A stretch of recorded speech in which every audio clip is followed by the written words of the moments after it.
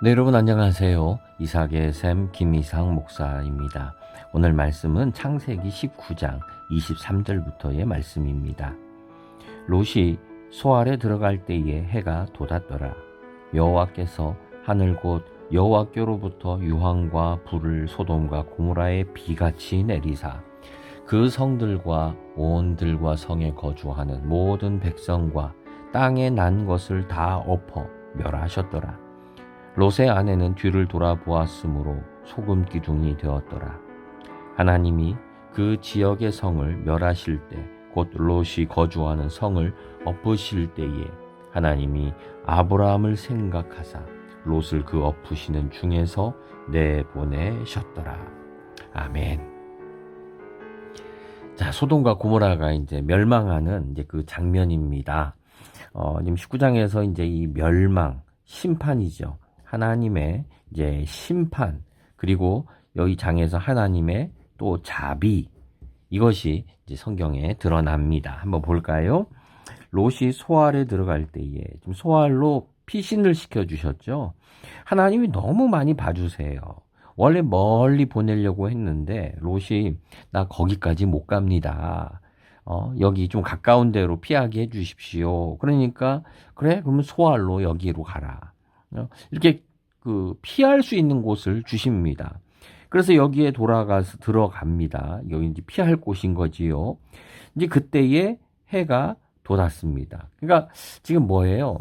지금 이 19장에 있는 스토리들이 지금 밤새도록 지금 이 새벽 그리고 늦은 밤에 지금 이 스토리들이 이루어진 거예요. 다 잠자고 있던 때에 지금 그 밤에 뭐가 벌어집니까? 하나님의 구원, 그리고 위기, 심판, 지금 이러한 순간들이 지금 닥치고 있었던 거예요. 그걸 모르고 소돔과 고모라는 밤새도록 술 먹고 그리고 잠자고 하는 그러한 일들이 벌어지고 있었겠죠. 우리의 삶도 마찬가지입니다. 영적으로 깨어있지 못한, 새벽을 깨우지 못하는 사람들, 새벽에도 취해 있는 사람들, 이런 사람들은 우리가 당하고 있는 지금 이런 위기, 그리고 닥친 심판, 이런 것에 대해서 전혀 생각을 하지 않고 살아가겠지요. 자, 그렇게 해서 이제 해가 돋으며 하루가 시작되었습니다. 야, 이제 하루가 시작되었구나라고 했지만 사실은 그 순간이 심판의 때가 되었습니다. 뭐든지 마찬가지입니다. 물이 차면 넘치듯이 이 죄가 가득하면 결국은 감당할 수 없는 심판과 진노가 임하게 되는 겁니다. 자, 그날에 이제 심판이 있는데 유황과 불이 소돔과 고모라에 비같이 쏟아집니다. 비같이 쏟아집니다. 그리고 그 성들과 온 들과 성에 거주하는 모든 백성, 땅에 난 것들 다 엎어 버리십니다. 우리가 성경을 이 창세기는요, 한 가지 패턴이 있습니다.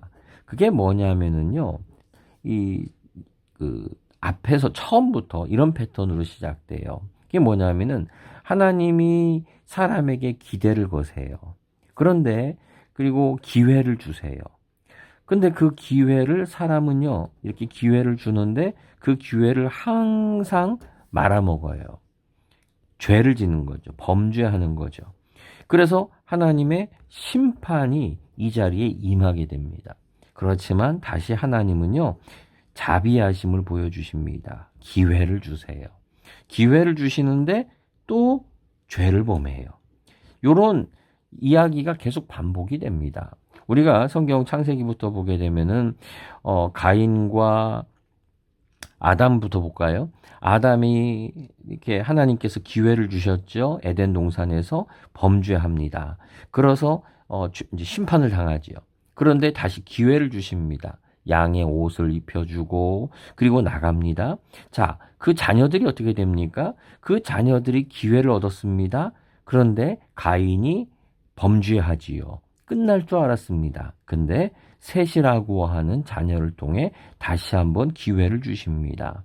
자, 잘 살 줄 알았습니다. 근데 또 어떻게 됩니까? 기회를 주셨는데 이 사람들이 노아의 세대죠. 범죄를 합니다. 그래서 물의 심판을 받습니다. 그러나 하나님은 노아에게 기회를 주셔서 자비를 베푸사 그들이 다시 살게 됩니다. 자, 그러나 노아는 또 술이 취하고 그 자녀들이 범죄합니다. 그 이후에 어떻게 됩니까? 예, 그 이후에 또 우리 바벨탑 사건이 생기죠. 또 잘못을 범합니다. 말이 섞여서 알아듣지를 못합니다. 지금 이런 식의 요 반복이 있어요. 여기서도 마찬가지입니다. 소돔과 고모라 너무나 아름다운 곳이에요. 13장에서 이곳을 가리켜 여호와의 동산 같다 그랬어요. 에덴 동산이라는 거예요. 너무 아름답다는 거예요. 풍요하고 가난한 사람이 없을 것 같은 그러한 곳이었어요. 근데 가장 죄가 많은 동네였죠. 심판을 당하는 겁니다. 자, 심판을 당합니다. 그리고 사실은 기회도 주십니다. 그래서 하나님이 어떻게 하십니까? 하나님이 아브라함을 생각하사 롯을 그 중에서 내보내셨다. 롯에게 자비를 베푸세요. 누구 때문에요? 아브라함 때문에. 사실 롯은요, 자기 때문에 산 게 아니에요. 자기의 능력으로 산 게 아니에요. 자, 롯과 두 딸들도 살게 되죠. 두 딸들, 이 착하고 또는 믿음이 좋아서 살았나요? 성경에 그런 말씀 없어요. 여기는 아브라함을 생각하사라고 이야기를 합니다. 전적인 은혜죠, 이거는. 여러분, 사실 우리는요, 인생을 살면서 이러한 전적인 은혜 때문에 살아가는 겁니다. 내가 착해서 또는 신앙생활을 잘해서가 아니에요. 이거는 이유가 무엇이든 따지고 묻지도 말고 그냥 하나님의 은혜인 거죠. 여기에 있는 것처럼 하나님은 이렇게 롯에게 그 가족에게 자비를 베푸시고 기회를 주세요. 그러나 역시 또 범죄하지요. 두 딸이 아버지에게 술을 먹이고 그리고 동침해서 자녀를 낳는 너무나 엉뚱한 짓을 저지르는 것을 보게 됩니다. 오늘 우리가 이 성경을 보면서 우리의 이 심각한 우리의 모습을 봐야 됩니다. 우리가 얼마나 연약한 사람들인지 몰라요. 얼마나 우리는 하나님께서 이렇게 계속해서 자비를 베푸시는데 우리가 어제 19장에서도 보았었지만 하나님이 어떻게 하십니까? 롯이 계속 주저주저 하니까 롯의 손과 두 딸의 손과 아내의 손을 붙잡고 그리고 탈출하도록 끌고 나가시는 자비를 베푸세요. 입에다가 떠 넣어주는 거죠. 하나님은 우리에게 이러한 자비를 베푸십니다. 그런데 우리는 그러한 자비에도 불구하고 또 범죄하는 그러한 잘못을 범합니다. 그게 바로 롯의 아내가 한 거죠. 뒤를 돌아봅니다. 아무리 롯이 그 가족들이 부자였고 이 소돔과 고모라의 고층 아파트에 펜트하우스가 있고 예금이 많다 할지라도 어떻게 됩니까? 불이 쏟아지니까 다 불타고 없는 게 되고 맙니다. 그게 아까워서 뒤를 돌아본 거예요. 우리는 자꾸 뒤를 돌아봅니다. 자꾸 뒤를 돌아봐요. 믿음 대신에 의심을 갖게 되고 소망 대신에 절망을 자꾸 뒤를 돌아봐요. 미래와 하나님이 주신 약속을 보는 대신에 자꾸 과거를 돌아보고 과거를 자꾸 생각을 합니다. 여러분 뒤를 돌아보지 않기를 바랍니다. 하나님은 앞을 보고 주님의 얼굴을 바라보고 가는 사람들을 기뻐하십니다.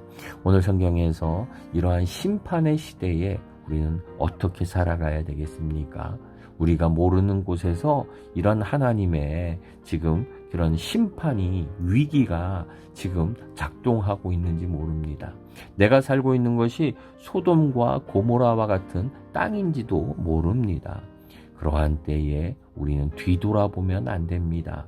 뒤돌아보지 말고 그리고 주저하지 말고 하나님의 말씀에 귀를 기울이면서 우리가 오늘을 살아가야 될 줄 믿습니다. 혹시 뒤돌아보고 있는 것은 무엇입니까?